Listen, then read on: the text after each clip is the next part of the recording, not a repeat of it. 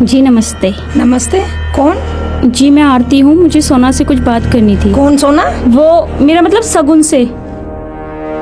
क्या बात करनी है आप मुझे बताइए। वो किसी से बात करना नहीं चाहते। वो दरअसल ना मुझे बाबूलाल जी के बारे में कुछ बताना था। वो एक बहुत अच्छे और सीधे साधे इंसान है। वो किसी के साथ क्या ही गलत करेंगे। मम्मी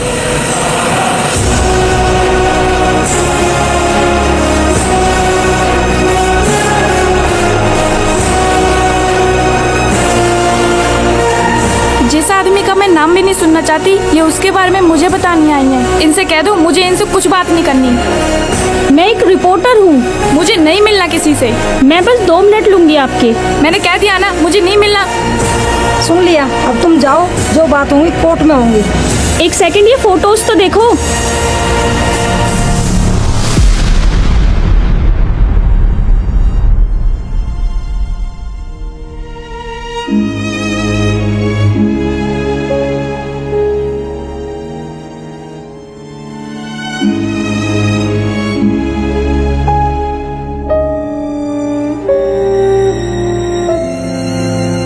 हेलो जी सर। कांग्रेस आरती, तुम्हारी स्टोरी सेलेक्ट हो गई है और वो भी फ्रंट पेज के लिए। Thank you sir. देखना, जिस दिन मेरी स्टोरी छपेगी मैं बहुत नाचूंगी और मिठाइयाँ बांटूंगी।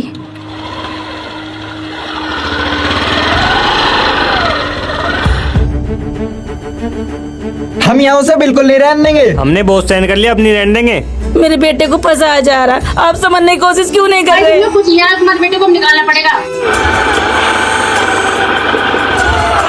ऐसा आदमी हमारी बस्ती में नहीं रह सकता जिसमें बलात्कार का मुकदमा हो। उसने हमारी बस्ती बदनाम करवा रखी है। धीरे धीरे सब समझ गए। हमारी बस्ती में बच्चे भी रहते हैं, वो क्या सीखेंगे?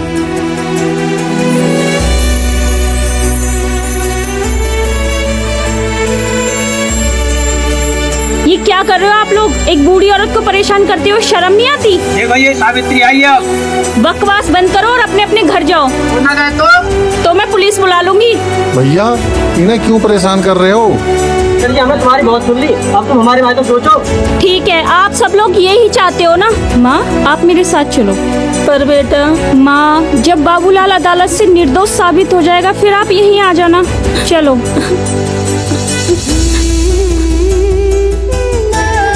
चलो भैया अपने अपने घर जाओ।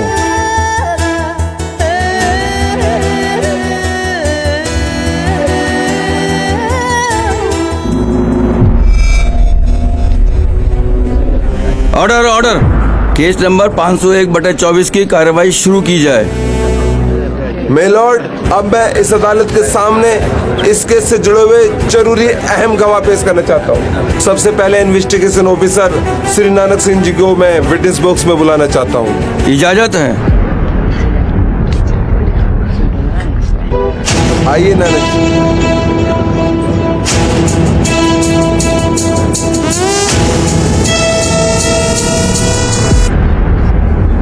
आपने इस केस की जांच की, आप अदालत को बताएंगे कि इस केस में आपने क्या पाया? जी मैंने जहाँ ये लड़का जिस मोहल्ले में रहता है वहाँ भी मैंने इसकी पूरी जांच की है, और जहाँ ये लड़का ड्यूटी करता है वहाँ भी इसकी गहनता से जांच की गई है। हर जगह ये लड़का दोषी पाया गया है।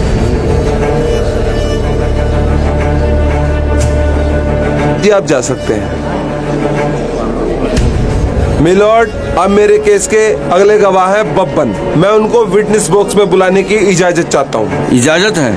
Thank you my Lord.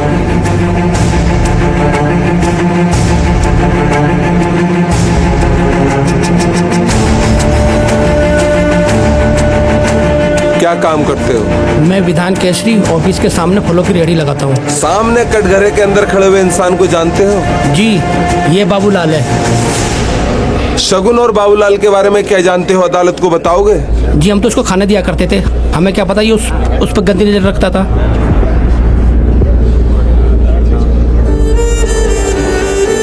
हमें जानकर तो बहुत दुख हुआ है जी। आप जा सकते हो। माय लॉर्ड, बब्बन जैसे मेरे पास और भी गवाह हैं। अज्जू और चंदर तो अदालत के अंदर ही बैठे हैं, मगर मैं अदालत का और समय व्यर्थ नहीं करना चाहता। मिलॉर्ड, अब मैं बहुत ही इंटेलिजेंट पत्रकार मिस आरती जी को बुलाना चाहता हूँ। इजाजत है।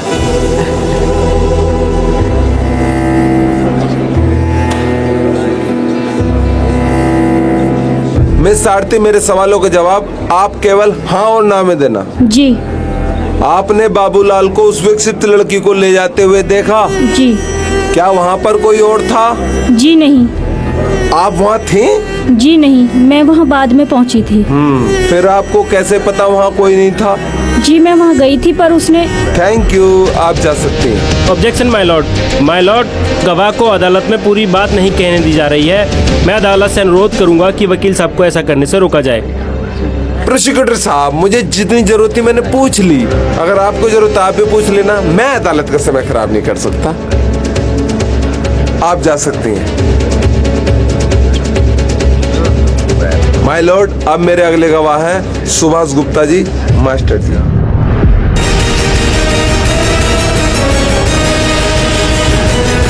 मास्टर जी, आप कॉलोनी के जिम्मेदार व्यक्ति हैं। क्या आपने बाबूलाल को समझाया नहीं कि उस विकसित लड़की को अपने घर में न रखे? समझाया था। आपने उसको सलाह नहीं दी कि वो किसी अनाथालय में उसको छोड़ाए? जी दी थी, पर फिर भी वो नहीं समझा। Objection my Lord. जज साहब, फिर वही खेल खेला जा रहा है। अदालत में गवाह को पूरी बात नहीं बताने दी जा रही है। पब्लिक प्रोसिक्यूटर साहब, मैंने आपसे पहले भी बताया था, मुझे जितनी जरूरत थी मैंने पूछ ली। आपको जरूरत हो आप पूछ सकते हो, मैं अदालत का समय खराब नहीं कर सकता। धन्यवाद मास्टर जी, आप जा सकते हैं।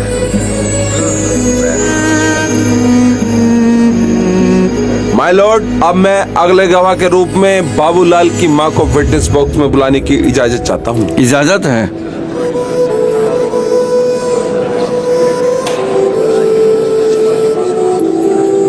माता जी, ये बताइए आपका बेटा लायक है या नहीं? हाँ जी, मेरे बेटा लायक है। झूठ नहीं बोलता? ना वकील साहब, मेरा बेटा कभी झूठ नहीं बोलता है। कोई बात छुपाता है आपसे? जी कभी भी नहीं। फिर तो आपसे उसने जरूर बताया होगा कि घर में उसने एक विकसित लड़की को रखा हुआ है जो कि माँ बनने वाली है। जी ये तो न बताया उसने। धन्यवाद माता जी, आप जा सकती हैं। तो मिस्टर बाबूलाल, मेरी मौकिल जिस दिन घर से गायब हुई थी उसके पेरेंट्स के अनुसार उसके पास कुछ कीमती गहने भी थे। तुमने भी तो एक हार मास्टर जी के पास रखा था जी, पर वो तो मेरी माँ का था। हरगिज नहीं, वो हार तुम्हारी माँ का नहीं था, वो हार मेरे मुवक्किल का था और तुमने उसे मास्टर जी के यहाँ रखा ताकि मौका लगते ही उसे बेच सको, और तुमने वो बेच दिया। नहीं जज साहब, वो हार मेरी माँ का है, चाहे तुम पूछ लो, वो बैठी। बाबूलाल, तुम अदालत को गुमराह नहीं कर सकते, अदालत सब जानती है, और तुमने अपनी हवस और लालच के चक्कर में मेरे मुवक्किल को कैद करके रखा है। वकील साहब, आप कैसी बात कर रहे हो? अगर मैं उसे बंधक बनाता तो भगती ना जी। माय लॉर्ड, मैं ऐसे कई गवाह पेश कर सकता हूँ जिनसे साबित हो जाएगा कि मेरे मुवक्किल ने इस बाबूलाल के चंगुल से निकलने की कोशिश की, कई बार भागने की कोशिश की।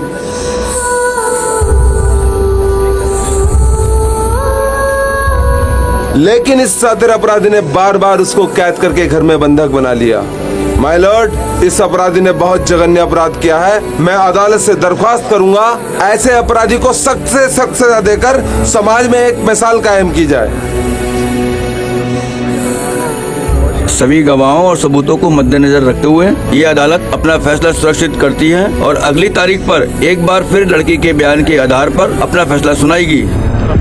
वकील साहब, आगे क्या रहने वाला है? आर्य साहब, आप चिंता ना करें, जैसे आपने सोचा वैसे ही होगा। फैसला आपके हक में आएगा। अगर उसे फांसी न हुई ना, उम्र कैद 100% होगी। नहीं वकील साहब, उसे सिर्फ फांसी होनी चाहिए। मेरी जिंदगी तो बर्बाद हो गई। मेरी जिंदगी का एक ही मकसद है, उसे फांसी दिलाना। ऐसा शैतान धरती पे रह के करेगा अभी क्या? मैम, ये रो रहा है। बेटा, अनाथालय बात कर रहा हूँ मैं इसके लिए। जल्दी करो, मुझे इसे देखकर वो सारी बातें याद आती हैं। आप निश्चिंत रहिए। अरे उसे तो उम्र कैद होके रहेगी। उम्र कैद? उसे तो फांसी होगी। अरे यार, हमें भी ठंडक मिल जाएगी, हमारा माल जो छीना था। अरे उसे एक बार सजा तो हो जाने दो, कोई बात घूम के हम पे भी ना आने की। अरे जिस पे बात आनी थी आ गई। उसके चक्कर में तो बिना घबराहट के हम भी काम पे नहीं जा पा रहे। थोड़ा डर सा तो बना रहता है।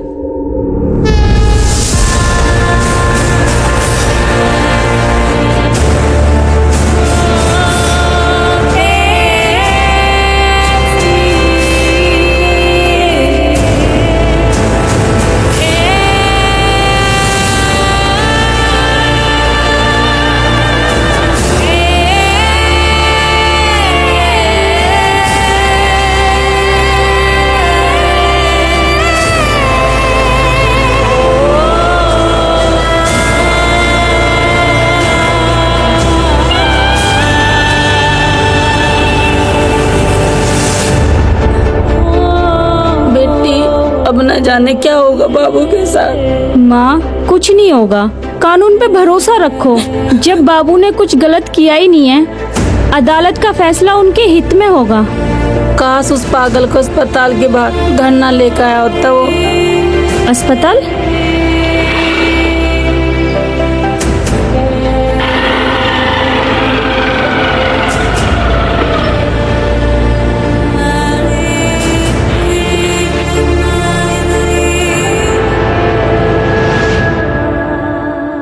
सुनो, मेरा नाम आरती है और मैं विधान केसरी से रिपोर्टर हूँ। मुझे ना आपकी वो सीसीटीवी फुटेज चेक करनी थी। मुझे ना कुछ फोटो चाहिए थे अपनी मैगजीन के लिए। मैम मैं आपको फुटेज दिखा दूंगा, लेकिन उसके लिए पहले मुझे अपने बॉस से इजाजत लेनी पड़ेगी। एक सेकंड। ठीक है।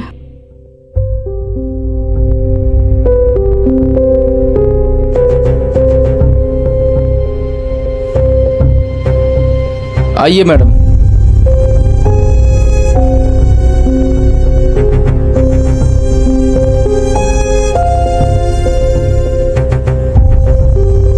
तुम बस अपना बयान याद रखना, तुम्हें क्या क्या कहना है, जो तुम्हें समझाया है मजबूती से बोलना। तुम चिंता मत करो वकील साहब, कल जो बयान होगा दुनिया देखेगी।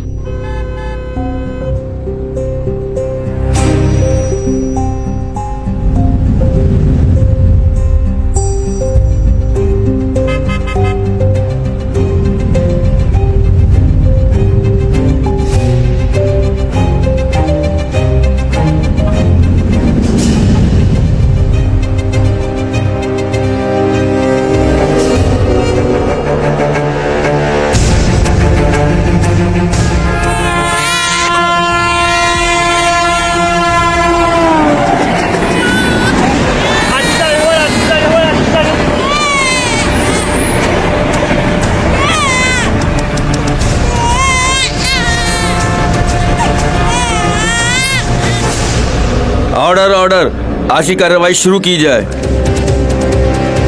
माय लॉर्ड, मैंने जो अदालत के सामने गवाह और सबूत पेश किए हैं वो इस बात के लिए काफी हैं कि बिना समय नष्ट किए अदालत अपना फैसला सुनाए। फिर भी मैं अदालत के सामने अंतिम और सबसे अहम गवाह पेश करने की इजाजत चाहता हूँ, जिस पर यह सब अत्याचार गुजरा है। मैं चाहता हूँ ये अदालत यहाँ पर बैठे हुए लोग सुने कि उनके बीच में रह रहा बाबूलाल कितना बड़ा शैतान है। इजाजत है।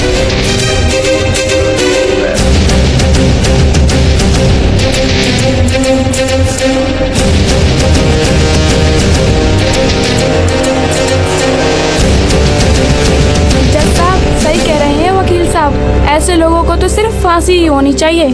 फांसी क्या, इससे ऊपर की सजा हो तो वो भी होनी चाहिए। ऐसे लोगों को इस समाज में रहने का कोई हक नहीं होना चाहिए, बल्कि ऐसे लोगों के लिए तो अलग देश या विदेश होना चाहिए। ये बेचारे तो यहाँ तक भी नहीं जानते कि ये जिसकी मदद कर रहे हैं वो कौन है और उसे क्या बीमारी है, और जो मदद तुम करने जा रहे हो वो तुम्हें जेल का रास्ता भी दिखा सकती है। जेल का रास्ता क्या, वो तुम्हें फांसी तक भी ले जा सकती है। जज साहब, बाबूलाल जैसे लोग इतने निर्दोष और इतने भोले होते हैं कि इनका भोलापन इनके लिए कभी कभी अभिशाप बन जाता है। आज से पहले तो मैं भी चाहती थी कि बाबूलाल को फांसी हो, पर जज साहब जब से मैंने जाना है कि ये इंसान के भेष में वो देवता है जिसने मुझे नरक से उठाकर दूसरी जिंदगी दी, वो तो भला हो उस अखबार और उस रिपोर्टर का जिसने मेरी आंखें खोल दी।